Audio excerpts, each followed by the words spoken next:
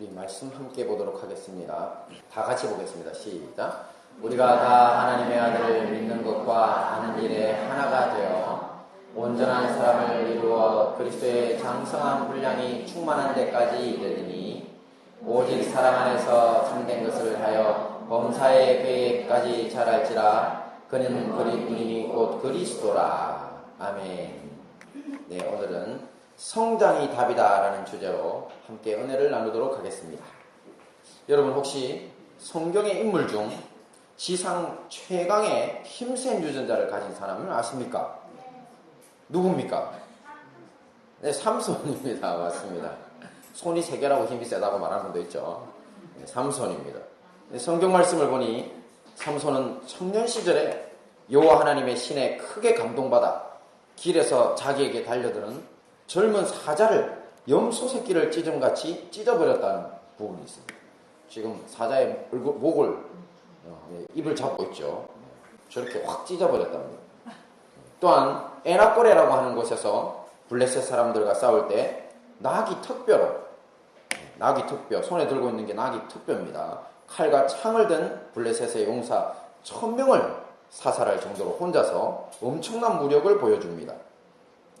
또 성경에서뿐 아니라 아마도 역사상 인물 중에 최강의 인간이었을 것으로 생각됩니다.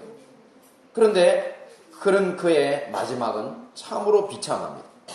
블레셋의 기생이었던, 성경에서 기생이라고 말하지만 사실은 창녀입니다. 그런 창녀인 드릴라라고 하는 여인의 꿰에 빠져서 자신의 힘의 비밀인 머리카락을 다 밀리고 맙니다. 그러자 블레셋 사람들이 삼손을 잡아 밧줄로 결박하고 눈알을 뽑아버립니다. 그리고 맷돌을 가는 가장 천한 노예의 신세로 전락시킵니다. 그러다가 시간이 지난 후 블레셋 사람들이 자신들의 신전에서 삼손을 붙잡았다고 축하 파티를 벌입니다. 그리고 자신의 신에게 감사하고 축제를 벌이는 사람들이 갑자기 삼손을 불러내라고 합니다. 그러면서 자기 앞에서 제주를 부려보라고. 이런 삼손이 모욕을 당합니다.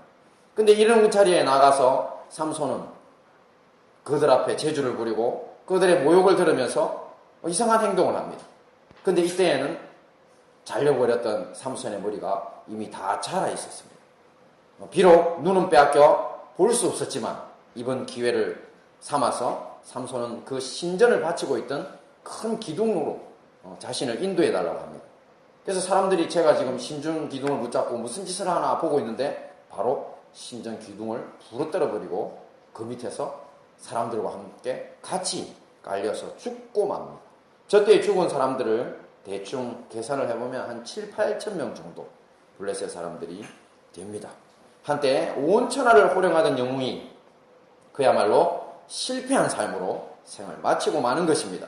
이렇듯 우리는 인생 여정에 있어서 자신을 지키는 믿음의 경주로 승리하는 사람이 있는가 하면 처음에는 이렇게 잘 나가다가도 결국에는 실패로 끝맺는 인생도 보게 됩니다. 우리 행복한 다니엘 교회와 여기에 속한 성도들의 가정도 이제 막 기나긴 여정의 시작을 함께 하였습니다. 그리고 감사하게도 순풍에 돛을 단 배처럼 순행하고 있습니다. 이런 시점에서 좀 더 우리 자신을 살피고 가야 할 방향을 분명히 하기 위해 삼손의 실패가 주는 그러한 교훈을 찾아서 우리의 삶에 적용시켜보는 시간을 갖도록 하겠습니다. 먼저 실패의 원인입니다.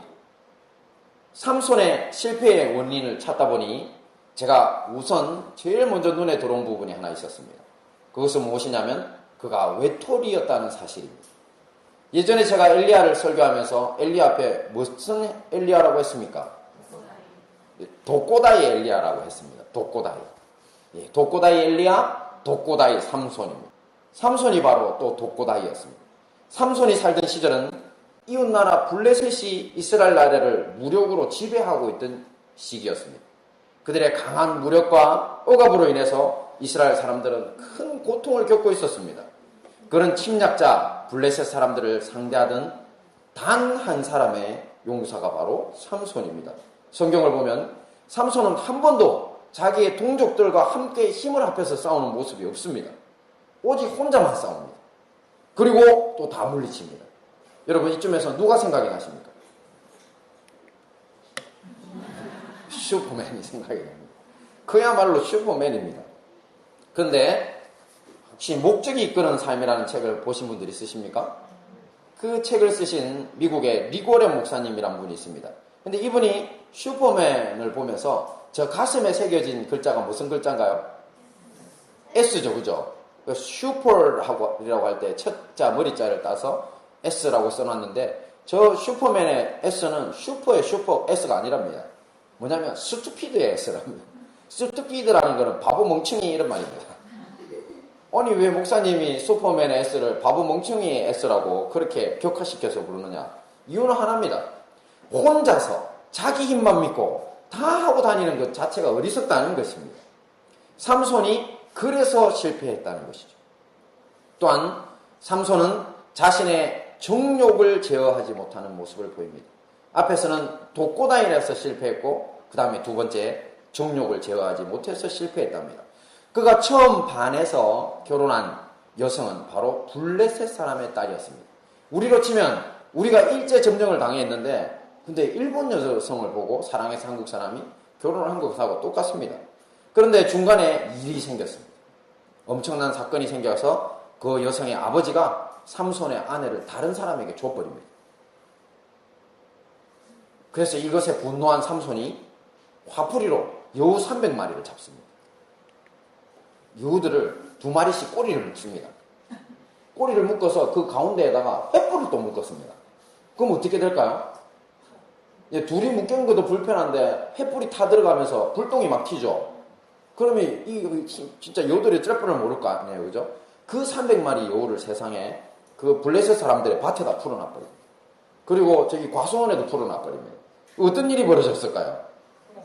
엄청난 지역이 다 불바다가 돼버렸습니다. 다 뛰어다니는 이 여우 300마리가 몸 구석구석 다 뛰어다녔을 거 아니에요, 뜨거우니까. 그래가지고 다 불을 질러버렸습니다. 그래서 이게 누구의 소행인지 살펴보니 바로 삼손의 소행이라고. 그래서 블레셋 사람들이 열을 받았습니다.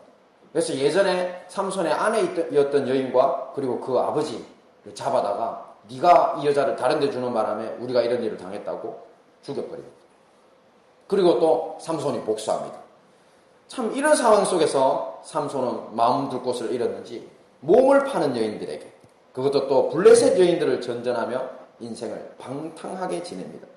삼손이 에나꼬레에서 블레셋 사람들을 물리치고 이스라엘의 사사가 된 것이 20세였다고 했습니다. 20살.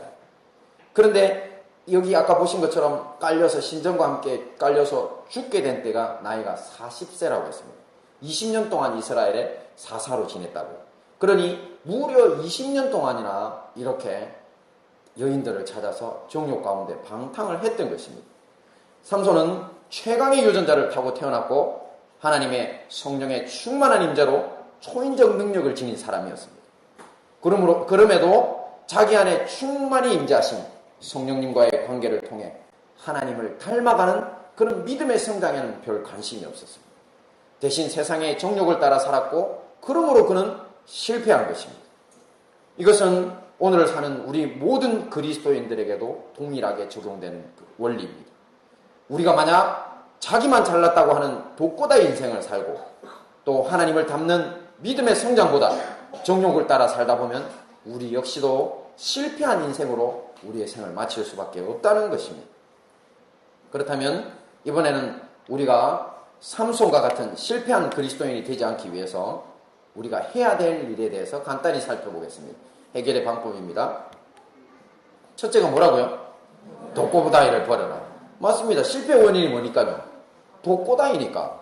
혼자 다 하니까. 그러니 참 독고다이를 버려야 하는데 제가 인생 경험상 이런 것이 있습니다. 특별히 잘난 사람들이 바로 독고다이들이 많습니다. 잘났기 때문에. 그러면서 누가 같이 하자고 하면 내가 다 할 수 있는데 또 아니면 니까지 깨 뭐라고 나를 도울 수 있겠냐고. 혹시 이 같은 생각이 드는 분들이 있다면 이것은 누가 주는 생각이라고요? 마귀가 주는 생각입니다. 우리를 외톨이로 만들어서 무너뜨리려고 하는 사단 마귀의 주요 전략이 바로 독고다이 만들기이기 때문입니다. 저는 어릴 적에 동물의 왕국에서 보았던 한 장면을 잊지 못합니다.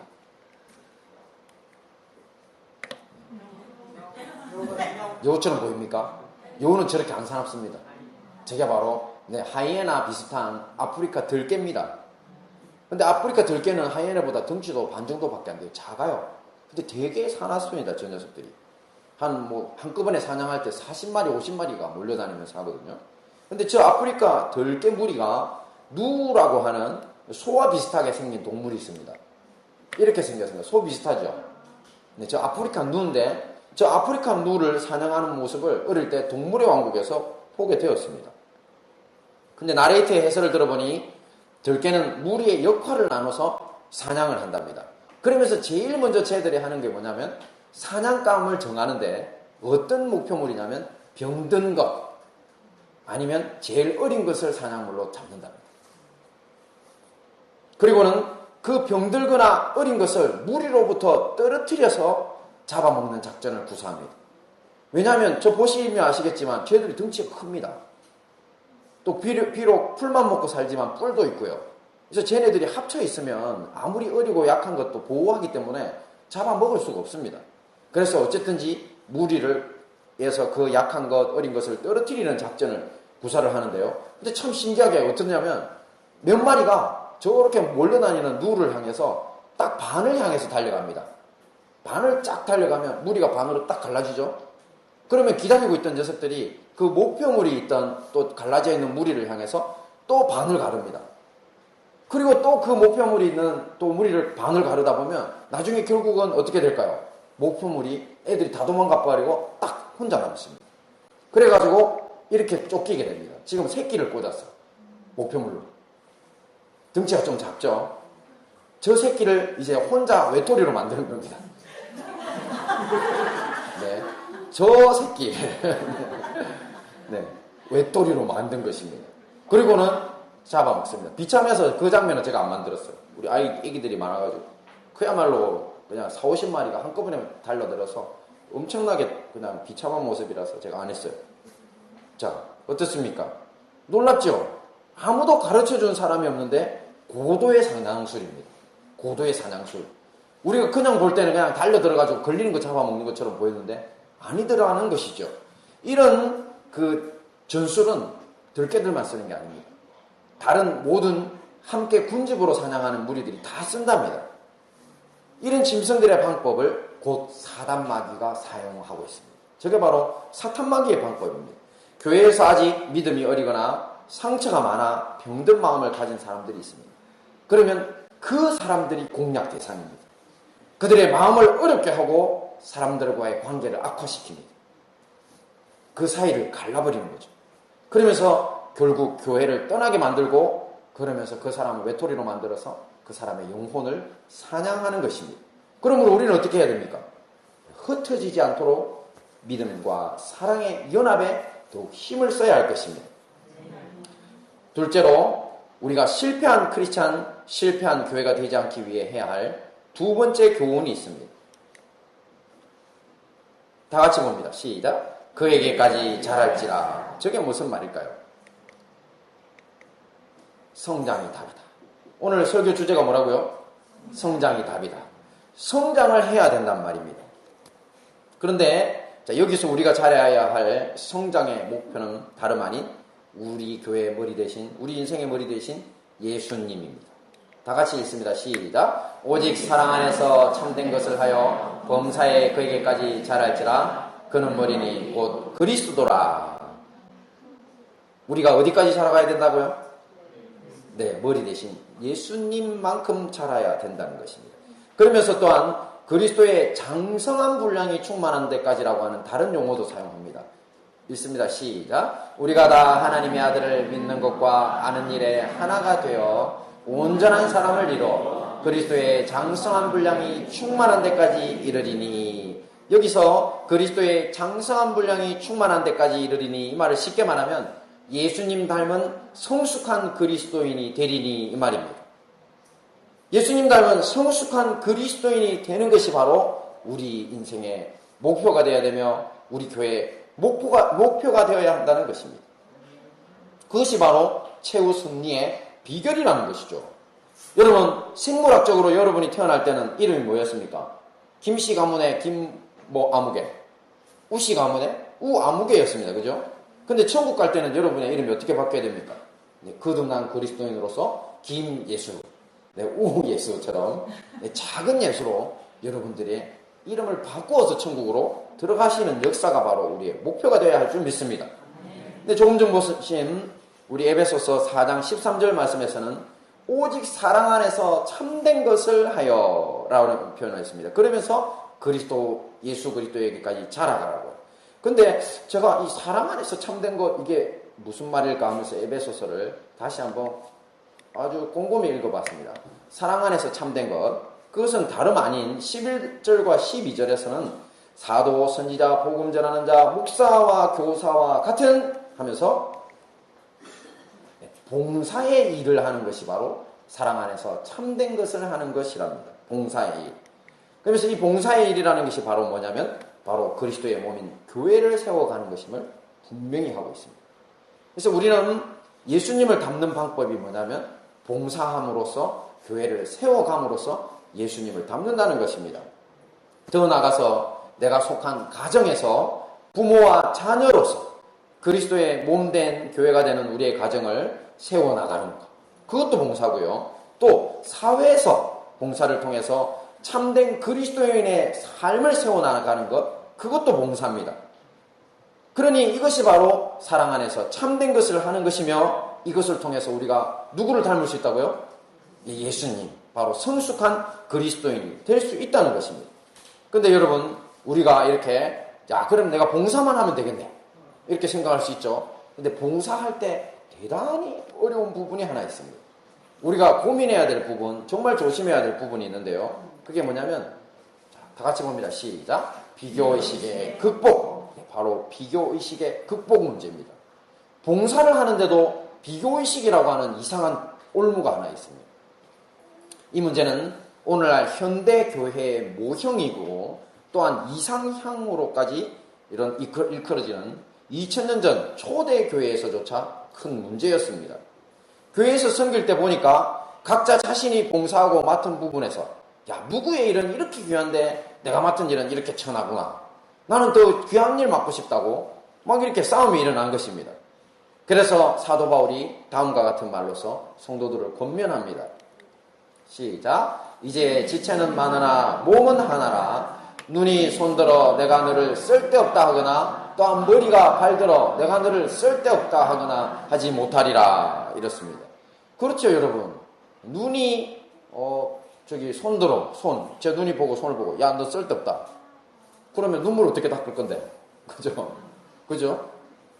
그리고 또 우리가 다리를 보고 쓸데없다고 다리가 쓸데없다. 그러면 이 다리가 안 움직여주면 어떻게 합니까? 힘듭니다. 저는 우리 집사람이 아직 다리가 안 풀려가 제가 힘들어 죽겠습니다.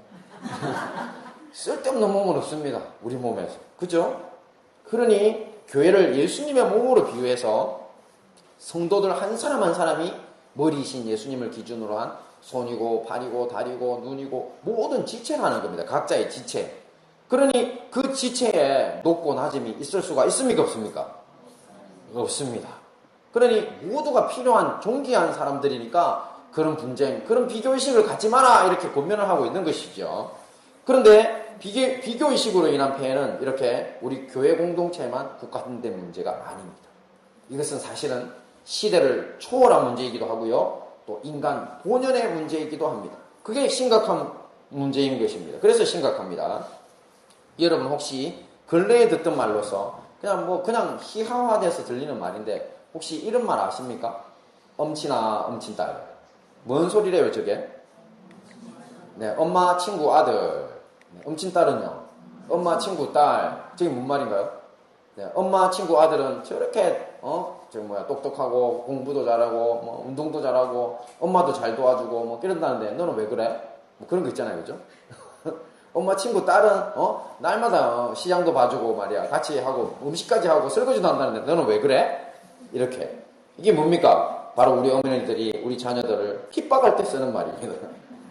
네. 엄친아 말고도요 사실 그냥 옆집 아이들 아니면 자기 집에서 기르는 형제 자매 간에도 비교를 시킵니다. 야 너희 형은 안 그랬는데 너는 왜 그러냐고. 그죠? 왜 이 모양이냐고. 아니 네 언니는 얼마나 공부를 잘했는데 너는 누구 닮았어 이러냐고. 이런 말 쉽게 하죠. 듣죠. 그죠? 아이들만 이렇게 비교당하는 것도 아닙니다. 제가 또 검색 엔진을 한번 돌려봤습니다. 비교의식 딱 돌려봤더니만 이런 게 나왔어. 뭔 소리 이렇게 해요? 이게 부친남? 네, 부인 친구 남편입니다. 네, 우리 김원선 집사님이 부자 친구 남편으로 네. 마음을 너무 나타내 보신가 아닌가 모르겠는데 네, 농담이고요. 하여튼 부인 친구 남편이랍니다. 네, 그 부인 친구 남편이 어떠냐면 뭐 잘생기고 돈도 잘 벌고 나한테 자상하답니다. 네, 그런 사람을 부인 친구 남편이라고. 내 친구가 있는데 자상하고 돈도 잘 벌어오고 그 다음에 얼마나 잘생겼는데 당신은 왜 이 모양이야? 뭐 이렇게. 이건 누구를 핍박할 때 쓰는 말인가요? 남편을 핍박할 때 쓰는 말입니다. 근데 아내들이나 어머니들이 이렇게 비교를 통해서 이루고자 하는 목적은 뭡니까? 네, 자존심 건드려서 분발하게 하려고 하는 게 목적이죠. 그죠? 하지만 이런 비교 자체는 그 대상이 누구든 아니면 그 횟수가 적거나 많거나 결단코 해서는 안 될 일입니다. 왜냐하면 비교당하면서 사는 사람들은 아이들이나 어른을 불문하고 결코 정신적으로 건강할 수 없다는 연구 결과가 계속 나오고 있습니다. 학자들의 연구에 의하면 비교를 당한 사람들은요, 특징적으로 열등감이 강하대요. 그리고 열등감이 강하다 보니 자기보다 뛰어난 사람에게는 심한 질투심을 느낀답니다. 그러면서 예일대학의 심리학 교수로, 여러분 혹시 정서지능이란 말 들어보셨어요? EQ라고? 네, 그 EQ라고 하는 것을 발표했던 그 두 명의 교수 중에 한 분이 피터 살롭이라고 하는 교수가 있어요. 근데 그분이 미국 범죄의 20% 이상이 질투 때문에 생긴대요. 아주 흉악한 범죄들. 범죄의 원동력이 바로 질투입니다. 질투. 또 프로이드를 넘어서 정신분석학의 기초를 놓은 대학자인 칼 구스타프 융이라는 분이 있습니다.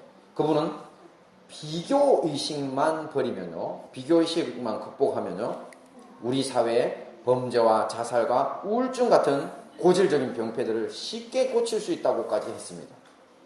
그러니까 저 비교의식이라는 게 뭐의 동력이 된다고요? 범죄, 자살, 우울증, 아주 심각한 문제입니다. 실제로 여러분, 저 비교의식 때문에 시기생임이 생겨서 살인한 사건이 성경에 나옵니다. 누구의 사건인지 아시겠습니까? 바로 맞습니다. 가인이 자기 동생 아벨을 질투함으로 하나님은 아벨의 제사만 받았어. 이놈의 새끼 죽여버리겠다. 진짜 들판에 있을 때 동생을 쳐 죽입니다. 그러니 시기심, 질투가 일어나게 만든 비교의식이 바로 범죄에 엄청난 동력이 된다는 겁니다. 또한 비교의식은 우리의 행복을 빼앗아가는 능력도 있습니다. 제가 예전에 있던 교회에서 사역할 때 일입니다. 그때 한 여자 집사님이 있었습니다. 그분은 외모도 아름답고 또 그 대학 하면 알아주는 명문대학 출신입니다. 그리고 남편도 키 크고 잘생긴 외모에 대단히 친절한 의사 선생님입니다. 그 제가 앞에서 소개한 부인 친구 남편이 바로 그 남편입니다. 어찌나 진짜 인물도 정말 좋아요. 키도 엄청 크고, 그리고 딱 봐도 그냥 모델같이 생겼는데 옷도 그냥 그렇게 잘 입으시는데 봤더니 뭐 의사 선생님이더라고요. 그리고 우리들하고 이야기할 때도 얼마나 자상한지, 부산 분인데도 부산 사람인 걸 뭐 참 못 느낄 정도예요. 그래서 참, 이야, 그래, 저렇게 아름다운 아내, 좀 멋진 남편, 정말 좋겠다. 그렇게 생각을 했어요. 그랬는데, 근데 이 여자 집사님은 늘 얼굴이 찡그러지는 얼굴을 또 합니다. 늘 불평하고 힘든 얼굴입니다. 그래서 왜 그런가 했더니만, 나중에 알고 봤더니만, 세상에 아이들이 공부를 못해서, 다른 아이들보다 자기 아이들이 공부를 못해서, 그래서 좋은 대학 못 갈까봐 막 인생이 불행하답니다. 자, 여러분 이런 걸 어떻게 생각하십니까? 네, 외견상 모든 행복의 요소는 다 갖춘 것처럼 보이는 사람들이 다른 아이들과 자기 아이들을 비교하면서 불행에 빠져 사는 것입니다. 자기가 가진 수많은 좋은 것들보다 가지지 못한 한 가지에 대한 비교의식으로 살고 있었던 겁니다. 불행하게요. 자, 이처럼 비교의식은 사회적으로는 큰 해악을 끼치고 우리 개인의 행복도 해치고 교회도 분열시킵니다. 그렇다면 우리는 어떻게 이렇게 오래되고 폐해가 심한 비교의식을 극복할 수 있을까요? 어떻게 이랬습니까? 앞에서 사도 바울은 초대교회에서 우리가 다 예수님을 머리로 모신 지체들이니까 다 어떤 존재라고요? 존귀한 존재라고 했지 않습니까? 그죠? 그리고 또 성경은 더 자기에게 위로가 되는 귀한 말씀을 하나 주십니다. 그건 뭐냐면 우리가 사실 딱 볼 때 야, 저 사람은 진짜 이런데 나는 타고나기를 부족해 이렇게 생각하는 사람들도 있죠. 솔직히 그런 게 있잖아요. 쪼랑말이 어떻게 그냥 큰 경주말을 쳐다보면서 야 진짜 멋있다 이런 생각 안 하겠어요. 그죠? 그런 것을 우리가 뭐라고 부른다고요? 태생적 한계라고 해요. 타고난 것은 어쩔 수 있다 없다? 없습니다. 하나님은 타고난 것은 어쩔 수 없다고 말하실까요? 어쩔 수 있다고 하실까요? 말씀을 봅니다. 시작. 큰 집에는 금과 은의 그릇이 있을 뿐 아니요 나무와 질그릇도 있어 비 쓰는 것도 있고 천이 쓰는 것도 있나니 하나님의 말씀은 태생적 한계를 인정합니까? 안 합니까? 인정합니다. 왜냐하면 그릇을 보니 금그릇도 있고 은그릇도 있지만 귀중한 그릇이죠. 귀중품 그릇이죠. 근데 나무 그릇도 있고 질그릇도 있다고.